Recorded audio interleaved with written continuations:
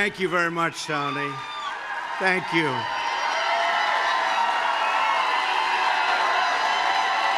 Thank you very much.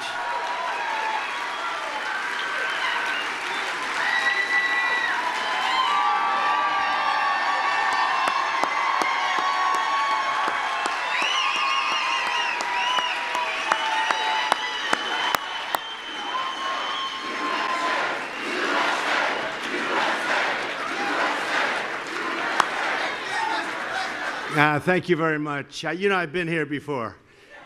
You do know that. Before the big day on November 8th, I was here. I want to thank Mark Meadows and all of the folks that have really made this possible. And Tony, tremendous guy.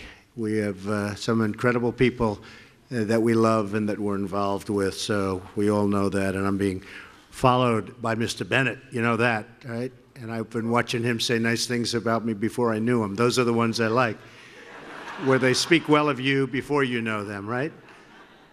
But I really want to thank everybody and Tony for your extraordinary leadership of this organization.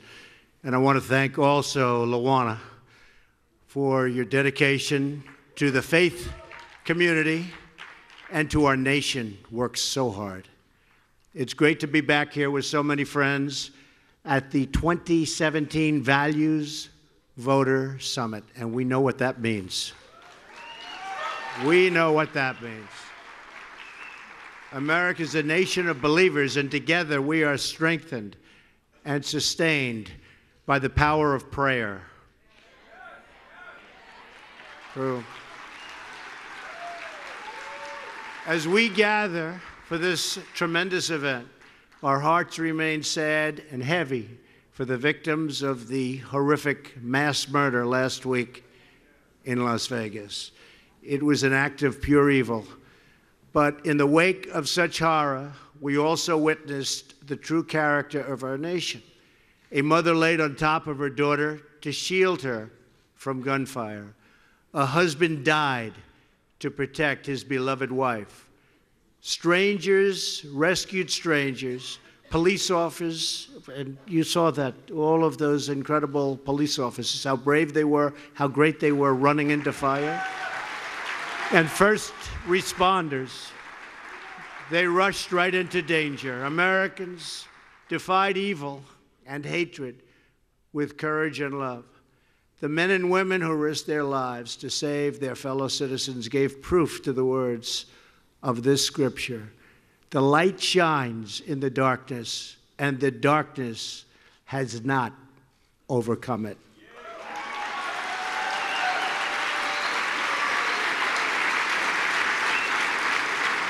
All of America is praying for the wounded and the grieving, and we will be with them today, and we will be with them forever.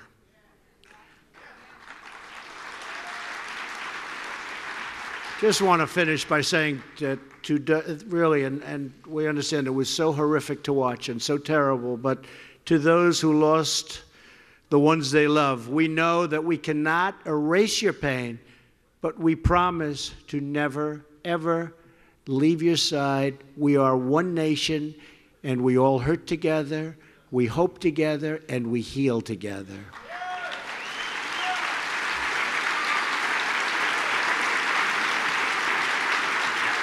We also stand with the millions of people who have suffered from the massive fires which are right now raging in California and the catastrophic hurricanes along the Gulf Coast in Puerto Rico, the Virgin Islands. And I will tell you, I left Texas, and I left Florida, and I left Louisiana, and I went to Puerto Rico, and I met with the president of the Virgin Islands. These are people that are incredible people. They've suffered gravely, and we'll be there. We're going to be there. We have really, it's not even a question of a choice. We don't even want a choice. We're going to be there as Americans, and we love those people and what they've gone through. And they're all healing, and their states and territories are healing, and they're healing rapidly. In the wake of the terrible tragedies of the past several weeks, the American people have responded with goodness and generosity and bravery. You've seen it. The heroism of everyday citizens reminds us that the true strength of our nation is found in the hearts and souls of our people.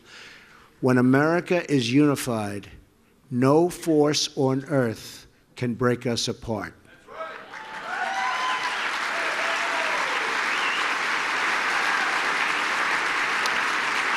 We love our families.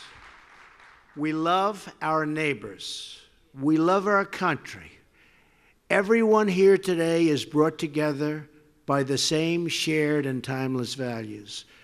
We cherish the sacred dignity of every human life.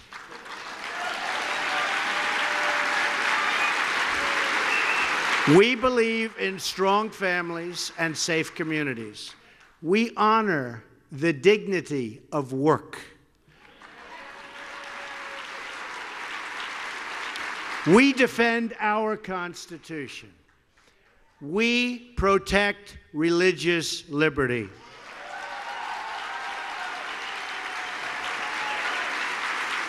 We treasure our freedom. We are proud of our history.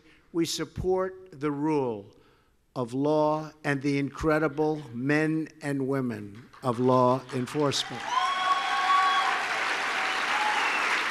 We celebrate our heroes, and we salute every American who wears the uniform. We respect our great American flag.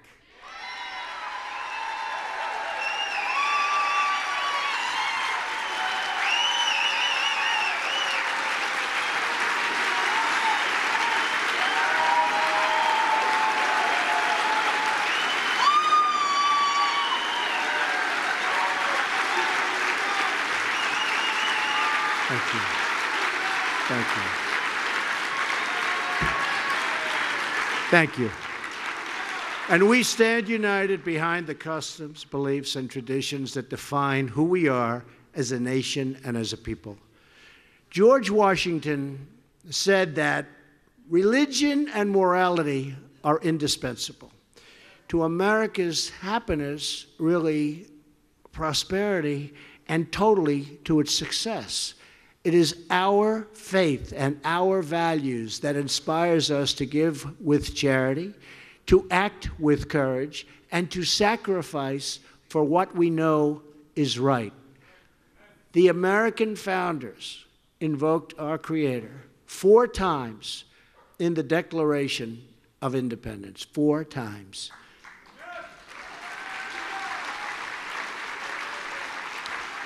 How times have changed, but you know what? Now they're changing back again. Just remember that.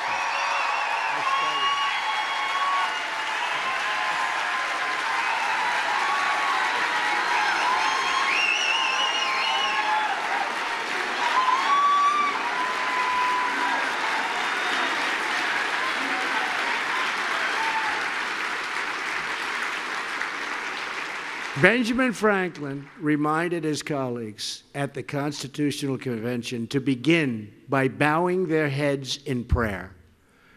Religious liberty is enshrined in the very First Amendment of the Bill of Rights, and we all pledge allegiance to very, very beautifully, one nation under God. This is America's heritage, a country that never forgets that we are all, every one of us, made by the same God in heaven. When I came to speak with you last year, I made you a promise.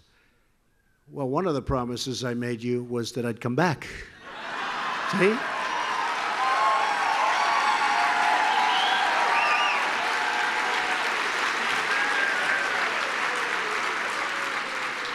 And I don't even need your vote this year, right? That's even nicer. But I pledge that in a Trump administration, our nation's religious heritage would be cherished, protected, and defended like you have never seen before. That's what's happening. That's what's happening. You see it every day. You're reading it. So this morning, I am honored and thrilled to return as the first sitting president to address this incredible gathering of friends, so many friends. So many friends.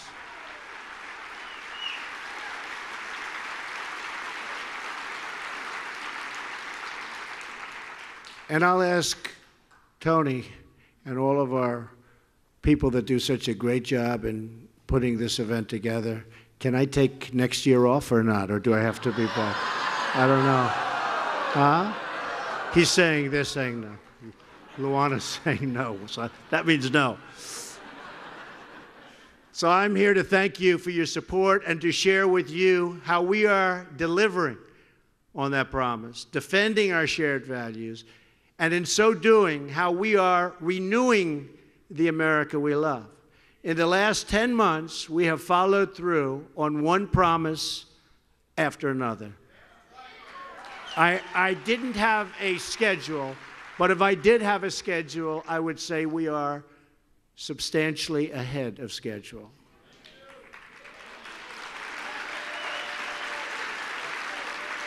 Some of those promises are to support and defend the Constitution. I appointed and confirmed a Supreme Court justice in the mold of the late, great Justice Antonin Scalia, the newest member of the Supreme Court, Justice Neil Gorsuch.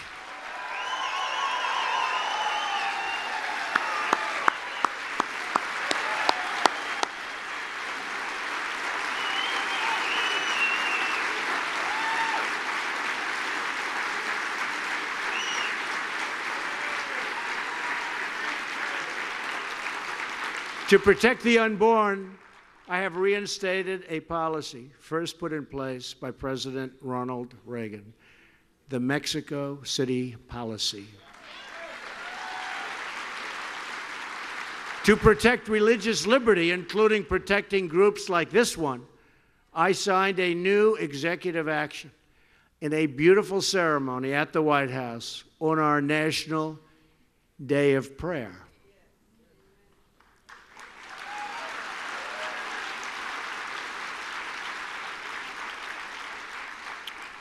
Which day we made official. Among many historic steps, the executive order followed through on one of my most important campaign promises to so many of you, to prevent the horrendous Johnson Amendment from interfering with your First Amendment rights.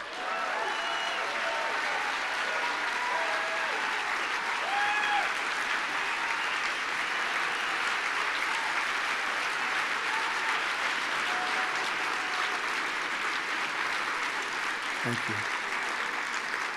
We will not allow government workers to censor sermons or target our pastors, our ministers, our rabbis.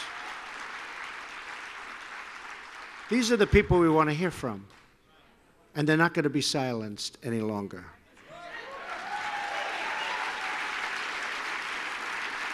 Just last week, based on this executive action, the Department of Justice issued a new guidance to all federal agencies to ensure that no religious group is ever targeted under my administration. Won't happen. We have also taken action to protect the conscience rights of groups like the Little Sisters of the Poor. You know what they went through.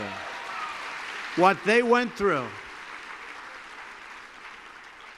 They were going through hell, and then all of a sudden they won. They said, how did that happen? We want to really point out that the Little Sisters of the Poor and other people of faith, they live by a beautiful calling, and we will not let bureaucrats take away that calling or take away their rights. We are stopping cold the attacks on Judeo-Christian values.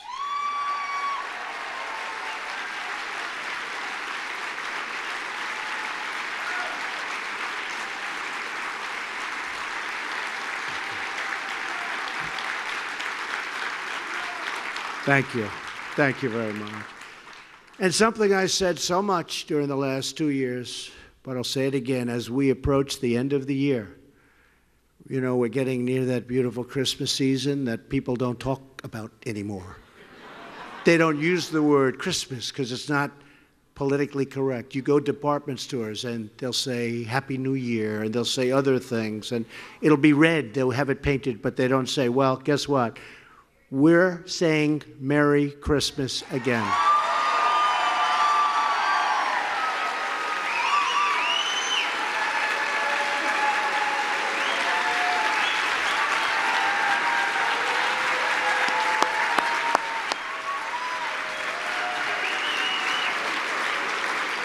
And as a Christmas gift to all of our hardworking families, we hope Congress will pass massive tax cuts for the American people.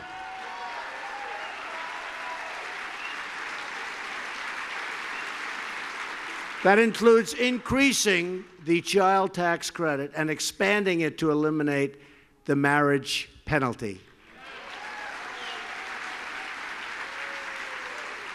Because we know that the American family is the true bedrock of American life. So true.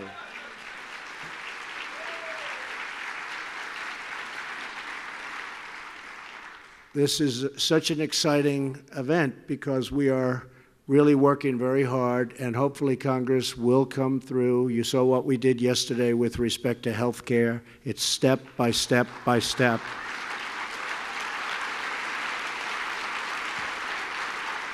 And that was a very big step yesterday. Another big step was taken the day before yesterday. And one by one, it's going to come down, and we're going to have great health care in our country. We are going to have great health care in our country. We're taking a little different route than we had hoped because getting Congress, they forgot what their pledges were. So we're going a little different route. But you know what? In the end, it's going to be just as effective, and maybe it'll even be better.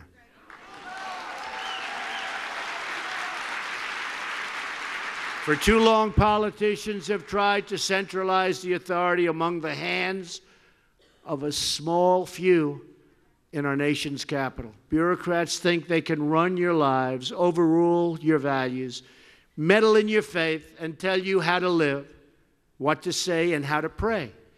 But we know that parents, not bureaucrats, know best how to raise their children and create a thriving society.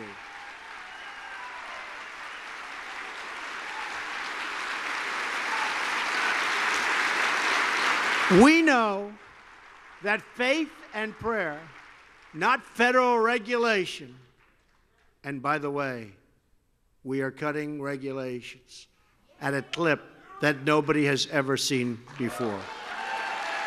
Nobody. In 9 months, we have cut more regulation than any president has cut during their term in office. So we are doing a job. And that is one of the major reasons, in addition to the enthusiasm for manufacturing and business and jobs, and the jobs are coming back, that's one of the major reasons, regulation, what we've done, that the stock market has just hit an all-time historic high.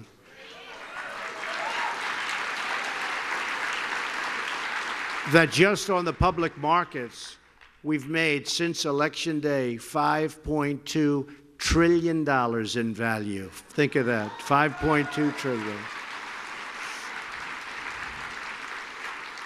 And as you've seen, the level of enthusiasm's the highest it's ever been, and we have a 17-year low in unemployment. So we're doing really some work. We know that it's the family and the church, not government officials, that know best how to create strong and loving communities. And above all else, we know this. In America, we don't worship government, we worship God.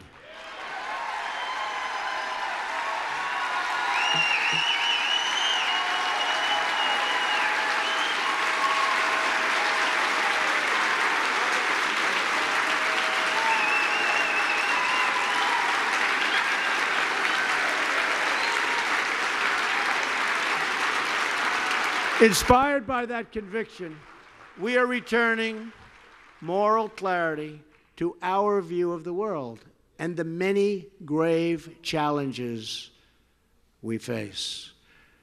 This afternoon, in a little while, I'll be giving a speech on Iran, a terrorist nation like few others, and I think you're going to find it very interesting.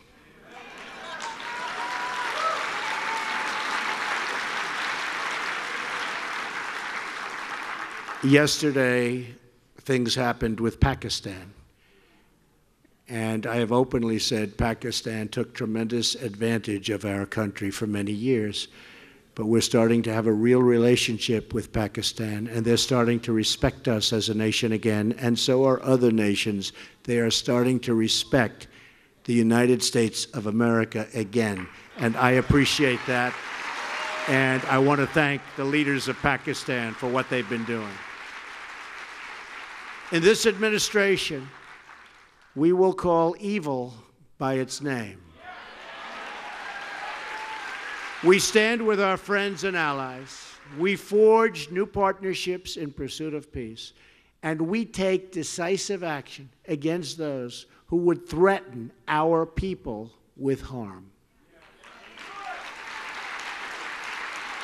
And we will be decisive because we know that the first duty of government is to serve its citizens. We are defending our borders, protecting our workers, and enforcing our laws. You see it every single day like you haven't seen it in many, many years, if you've seen it at all. In protecting America's interests abroad, we will always support our cherished friend and partner, the State of Israel.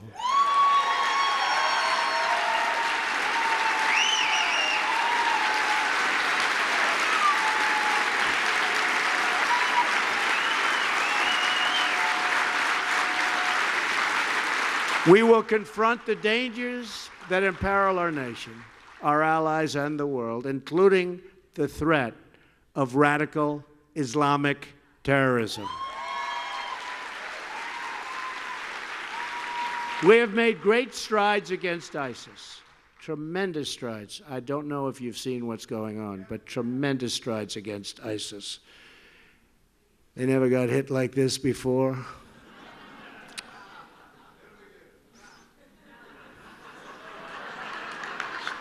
Stand up. Stand up. Let me. He's a rough guy. I can see it. But they've been just ruthless, and they've ruthlessly slaughtered innocent Christians, along with the vicious killing of innocent Muslims and other religious minorities. And we've made their lives very, very difficult, believe me.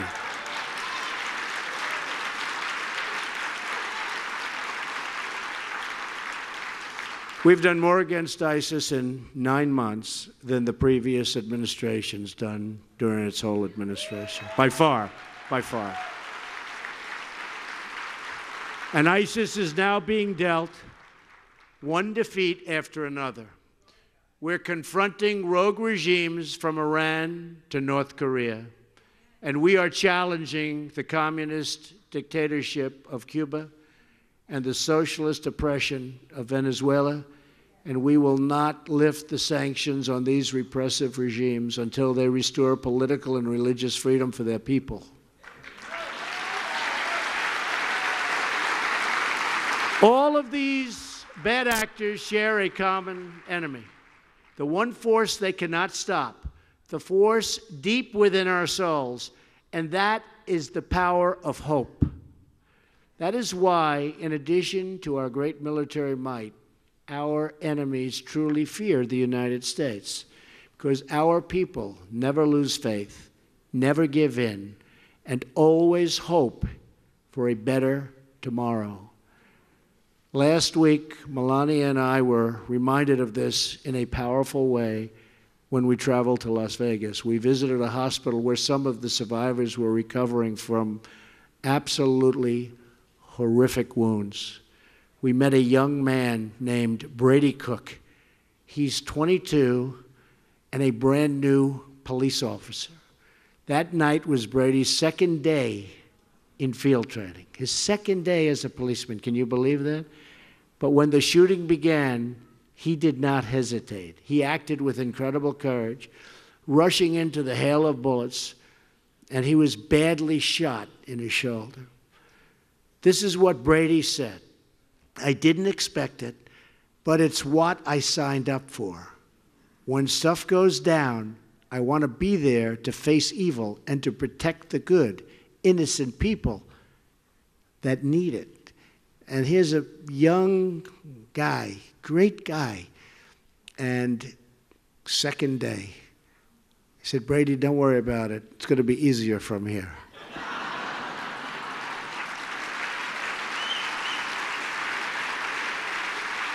Brady's a hero, and he can't wait to get back on the job.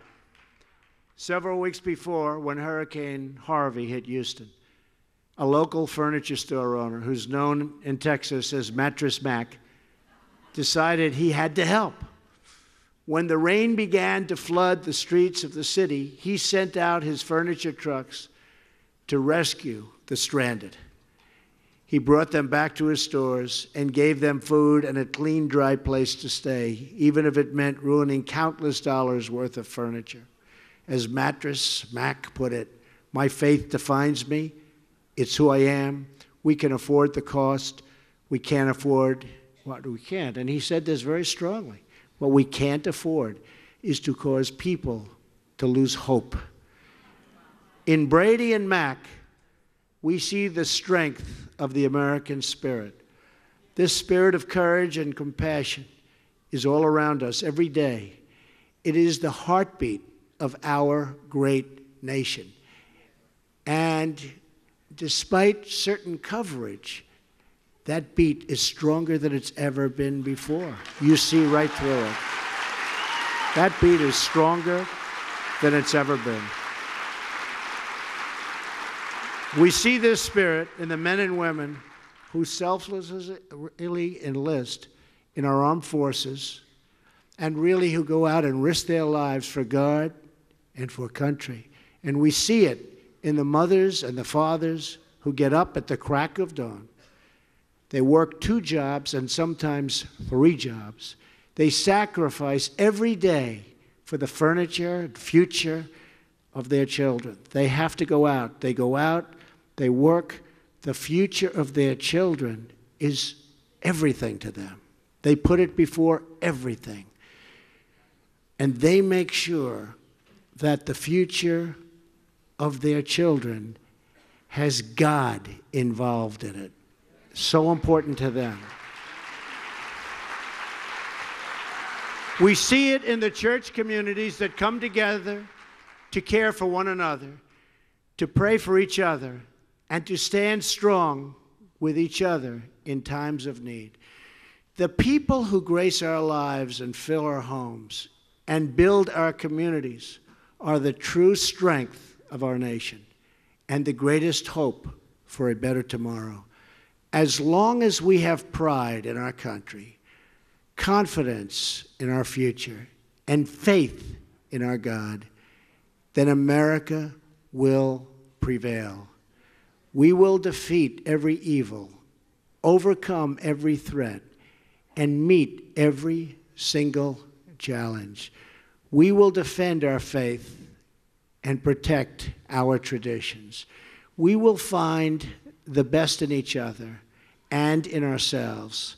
We will pass on the blessings of liberty and the glories of God to our children. Our values will endure. Our nation will thrive. Our citizens will flourish.